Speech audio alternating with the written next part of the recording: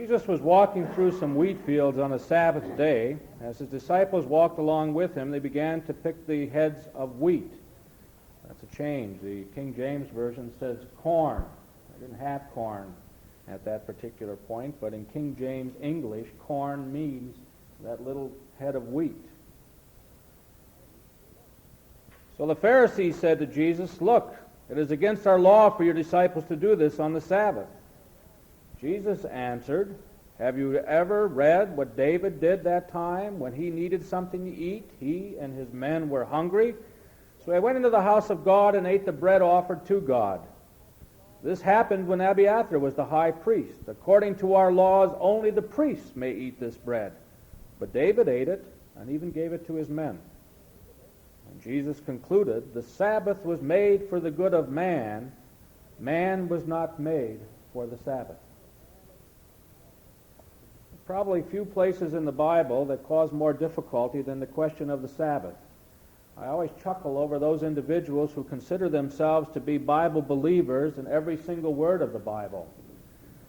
Once in a while one hears somebody saying we need to return to the Ten Commandments, and yet every one of us, without exception, violates the commandment regarding the Sabbath. The only Christian group in today's world that follows the Sabbath is the Seventh-day Adventists. A return to the Ten Commandments would mean that we would do whatever we want to do on Sunday, the Lord's Day, but we would return to Saturday as the Sabbath and re-examine our commitments.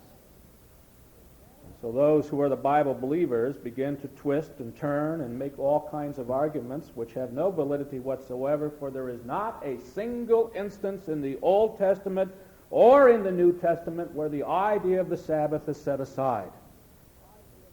The early Christian church continued to worship in the synagogue on Saturdays. Paul repeatedly attended synagogue worship, as did Jesus, and preached in the synagogues on Saturdays. The Saturday was and remains the Sabbath. And there's no way you can change that. So the next time you're saying, "I never break the Ten Commandments," at least think about the Sabbath. It might cause us to reflect a little bit on the other. For the Sabbath is constantly broken within the Christian tradition in favor of the first day of the week, the Lord's Day, commemorating, as it came to be known, as the day of the resurrection, however you want to define that. And the church began to move more and more into the idea that it was the first day of the week which was holy to the Lord and not the seventh day, contrary to the teachings of the Bible throughout. For almost without exception, as you move through the biblical record, there's a recognition that the value of the Sabbath is a reflection of the value of God in our lives itself. For as God worked for 6 days and rested on the seventh day, so must man work for his 6 days and find rest on the seventh day. We're going to come back to that in just a moment. But you see, part of the problem that Christians had is that they were too close to the Jews, and it was difficult to tell a Christian from a Jew. The early Christian church was Jewish throughout. There were almost no Gentiles in it, and as they began to struggle with their own existence within themselves, they found that it was too easy to confuse them as though they were merely, in their own eyes, another sect of the Jews. It reflects in their choice. Why is this called a church and not a synagogue? Why? Because obviously we're Christian and not Jewish, right? So you know it's a loaded question. You won't stick. You guys are getting too smart for me. You're all sitting there saying, well, I'll answer for you. You know it's a Christian church and not a synagogue. And if this were called the Pine Hill Synagogue, everybody would think that this was a Jewish affair. Now, the truth of the matter is that the word synagogue was used by the early church. For it's a Greek word which means nothing more than gathering.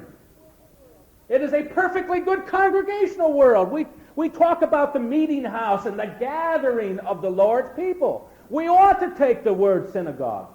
It is a perfectly wonderful word to be used for what we hold the church to be, a gathering of those who have a commitment. But the early church recognized that if they did that, they would not be able to separate themselves in terms of their own concept, so they chose another Greek word, ecclesia, which also means gathering. And we get our word ecclesiastical, and ultimately come down to the idea of the church. It was an effort on behalf of the early Christians to separate, not in a very real social sense, but in a religious sense, themselves from their Jewish brothers. Same thing became true of Saturday and Sunday. The early Christian church, and for nearly 700 years, people worked on Sunday like any other day. Sunday was not a day of rest. It was a normal work day. Saturday was the day of rest, where there was a day of rest. People worked on Sunday, and then following their labors on Sunday would hold a service, especially in commemoration of the significance of the event in their Christian lives. 700 years. Until finally the Romans decided, after they had become, quote, Christians, that it was necessary for the Christians to establish their own day of rest. And it was decreed by the Roman emperor that no longer would you worship on Saturday, but on Sunday. No longer would there be a day of rest on Saturday, the Sabbath, but on Sunday. And they began to talk about the Christian Sabbath, meaning Sunday. And at that point, all of the obligations in their own mind was switched, 700 years after Jesus, from Saturday to Sunday. So much so that by the time our Puritan and Pilgrim fathers came to this country, they had fully established in the worst form the concept of the Sabbath. The worst form, why? Because as you begin to look at the flow of the biblical account of the Sabbath and all, you find that the Sabbath is not a sad day in the biblical record, it's a happy day. In early Judaism, the Sabbath is referred to as a queen. Early Jewish writers say one ought to wear their finest clothes and eat their best food on the Sabbath, for it is a happy, joyous day. But over a period of time, and this happens in so many aspects of our lives, over a period of time, as we begin to flow, people say to other individuals, you seem to have something, how did you get it? And they begin to build up rules and regulations that somehow or another are supposed to force you to fit a particular mold. And so within Jewish law, within Puritan law, within certain Catholic law developed in other countries, it became a very rigid institution, so that when you think of the concept of maintaining the Sabbath, you think back to the stern old days in which the grandfather sat on the porch with all of the kids who were not permitted to play, who were not permitted hardly to talk, but who had to sit there all day long and meditate upon their errors. Long church services, beginning early in the morning and running long into the afternoon with enough of a break for something to eat and then back again. Some of you can remember your own parents and your grandparents in particular, who held on to the idea that the Sabbath, not Saturday, but the Christian Sabbath, the Lord's Day, was a day in which you did nothing and no work of any kind was permitted, and it became a very sterile day, a day in which there was no freedom, a day in which there was no joy, a day in which one did not laugh, but a day in which one somehow or another felt the weight of their own guilt and sins upon them. Am I right? That's not the biblical Sabbath. For the biblical Sabbath was a happy day, a day of joy, a day in which is unique in the world. Where did the Sabbath come from? It's easy to say Moses got it from God on Mount Sinai, but scholars have tried to trace the idea of the Sabbath in other countries. In Babylonian literature, for example, there was a Sabbath. Every seventh day was an evil day. It was a day in which the gods would automatically be angry, and the only way you could survive is to make the gods happy. That doesn't seem to be the biblical Sabbath at all. Scholars are now beginning to argue that the Sabbath, in a sense, was unique within Israel, for it brought something that other peoples did not recognize.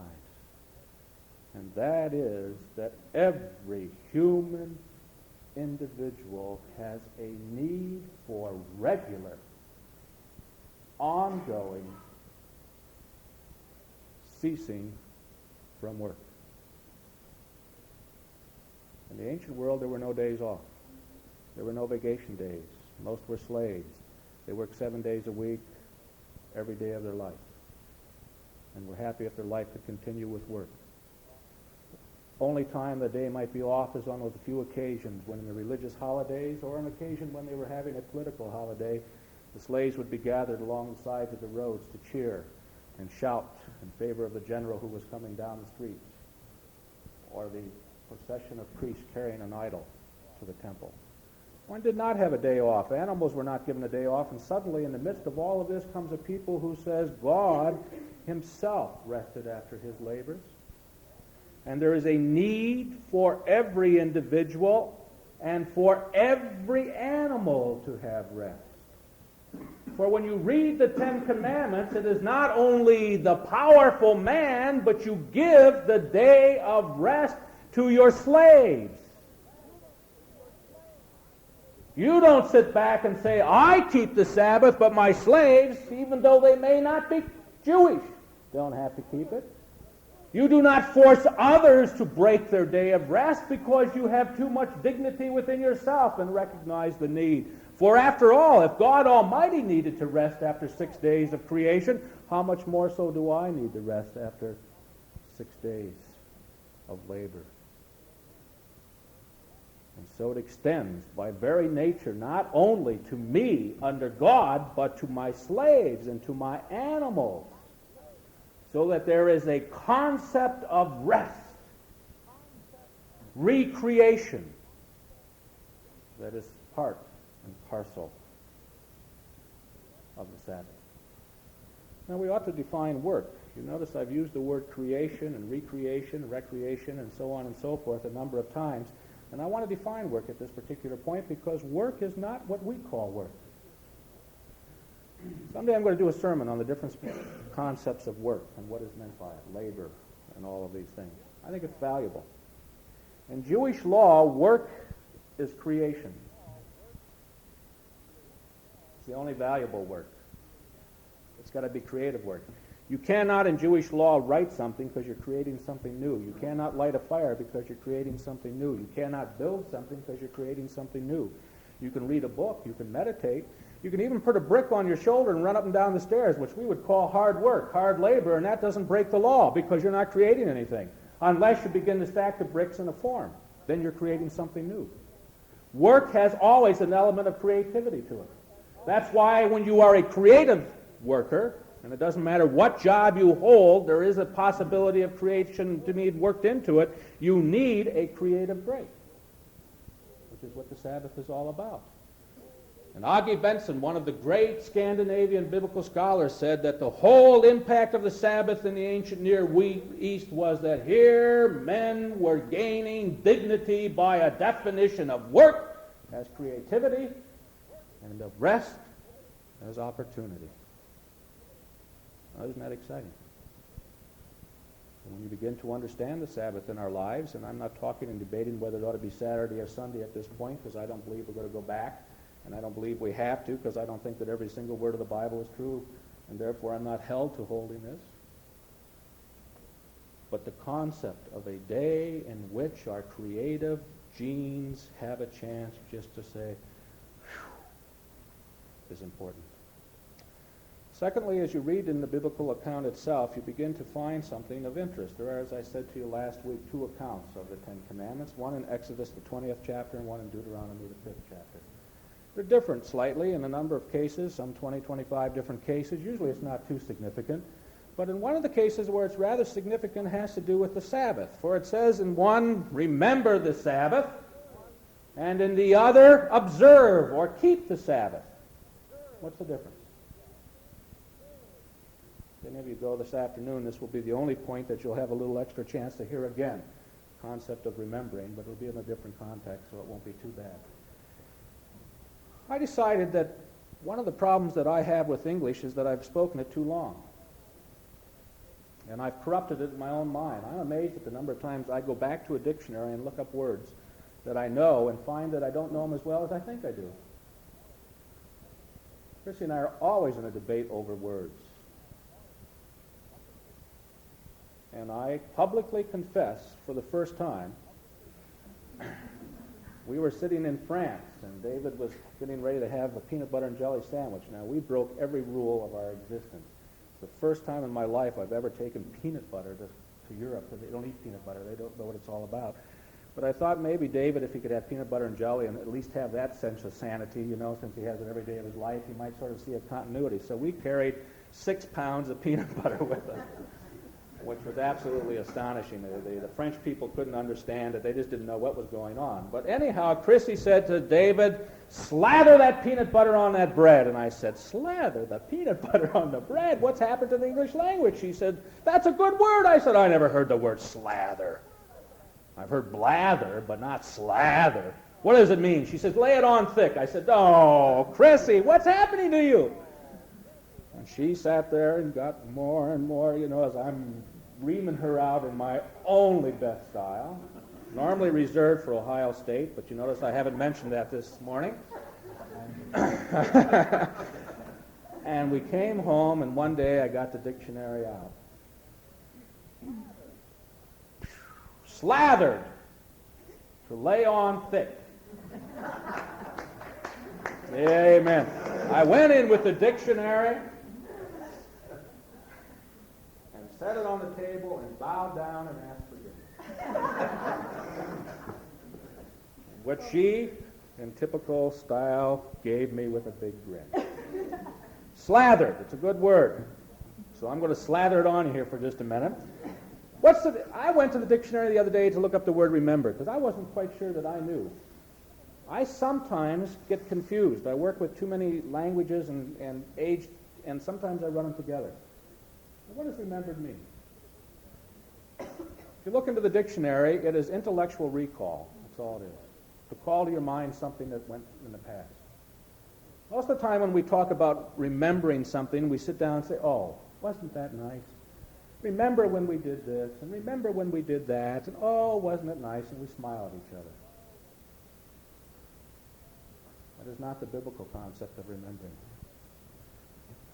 I reread a book this week, Reverend Childs, on memory and tradition in Israel, in which he studies all of the uses of the verb zachar, to remember, in the Bible, and he ultimately comes to this conclusion. In the biblical concept, to remember is to take something which happened in the past and make it a real, present reality, forming and changing my life today. Remembrance is an active word, not a negative word.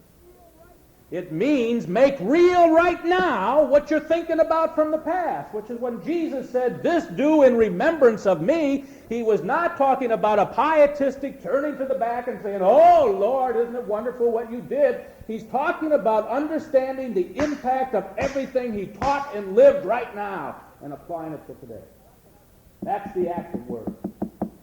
Not a mere, small turning back and smiling at the past. What's observe or keep? Observe or keep means to remember and apply it to today.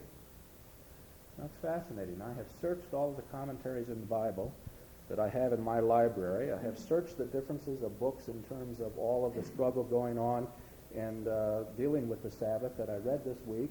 I have looked into all of the biblical dictionaries that spell out these things, and every single one of them says there's a difference between what is said, observe, and remember, but not a single one is able to spell it out.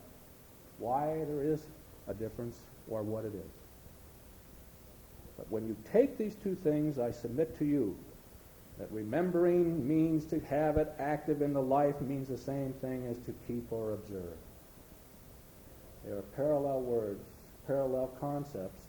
And when we begin to understand that, the impact of the Sabbath is not something which is remembered intellectually, but observed.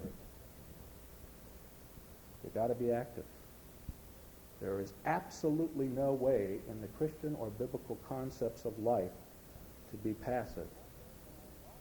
And to remember that I ought to keep the Sabbath and to refuse to take rest and relaxation is a travesty of what you stand for. I'm preaching to myself. I take a Sabbath rest every year. I'm terrible. I must confess, and what I'm saying right here is right pointing at me. I do not take days off.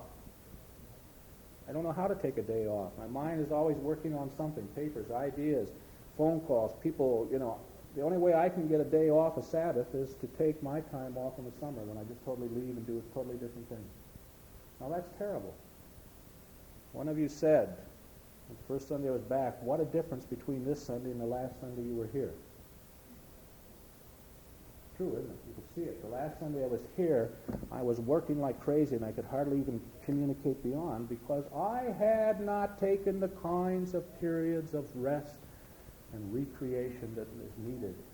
And constantly, like a battery being turned on and charged and run and run and run and run, I had reached the end of the line, and I needed that desperately. But I can look out, and I can see some of you are in exactly the same boat. We run on and on and on and on and on and on and on and fail to say, Lord, under Thee I need to keep the idea of a day of rest. The late Morris Adler and I had a conversation about this once in his study. It was shortly before his assassination in the pulpit, if you remember, at Sharazeti. At that time, Mr. Adler was nearly 50 years of age. And he looked at me and he said, Jim, I'm 50 years old, and out of that 50 years, I've had 7 years of rest. And I said, what do you mean 7 years of rest? He said, I would like to do things on Saturday. I'm always driving when Friday comes, and in my youth in particular, I wanted to do this and I wanted to do that, and I kept screaming to God, why should I keep the Sabbath? And then as I grew older, I recognized that one day in my week, I had to stop running. I had to stop and think about what my life meant. I had to reflect on God in my life and reflect on the best things in my life, and I had to rest. He said, you poor Christians don't know how important it is to have, out of 50 years, 7 years of added rest.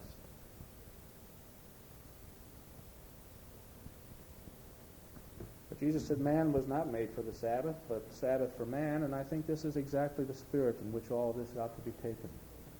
For there are those who would say you ought not to do this, or you ought not to do that, or you ought not to do that. I grew up in that. I do not go to the show on Sunday. It's about the only thing I don't do, but I do not go to the show on Sunday. Why? Because my parents thought that was probably the most evil thing in the world. Now, a lot of things I do is evil. That's all right. But I do those on other days, too, so it's okay, and we never had to spell those out. But the one thing I was not permitted to do as I watched every kid in the block go off on a Sunday afternoon to the show was to go to the show. Now, that hangs on. I guarantee you I could not walk through the doors. Chrissy does. Doesn't bother me. Doesn't bother me if David goes. But there's the money. I don't mind. I just cannot walk in the doors. My stomach would turn over and I'd feel evil. Now, that's a hang-up, but you ought to know that there are those things around. It's not all bad. But you see, what it hits at is that when you begin to talk about this, we're talking about a spiritual freedom. We're talking about an actual freedom. We're talking about a development of being able to move in a Christian context. It is a dangerous development. When I first began preaching over at the First Congregational Church in Royal Oak, there was an individual in the congregation who never attended church, and he came only when I preached. He recorded my sermons, and then he would call me to his home to listen to my sermon while he instructed me on my faults.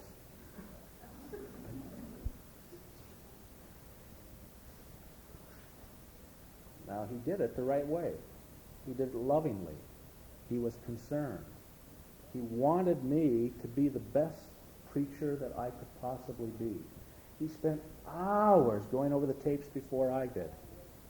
And he had it all worked out. And he would say, now listen to this coming up. And he would listen.